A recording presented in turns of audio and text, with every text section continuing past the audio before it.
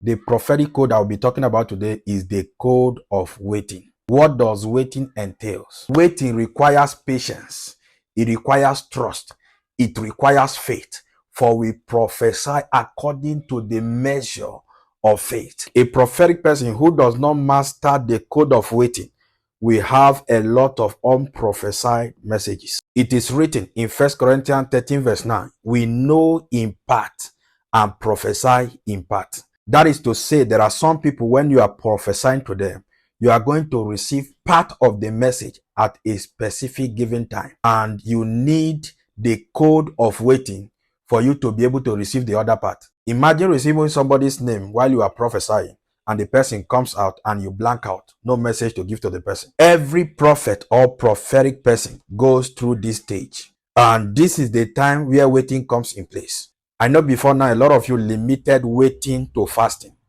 Waiting goes beyond fasting. Waiting can be 2 minutes, it can be 5 minutes. During the waiting time, there are a lot of spiritual activities that can propel the fast release of the message you are waiting for. Number 1, singing in the spirit or worshiping. Number 2, praying in the spirit or leading the congregation to join in praying in the spirit. So a lot of prophets, when they blank out during prophecy, what they do is to engage the people in prayer points. The third thing which many of us, the prophet, do, I myself inclusive, is moving to the next person. As long as the person's file is open, the person's file is open. So a prophet can bring you out and he's going to the next person and you are wondering, yeah, it's not true with me.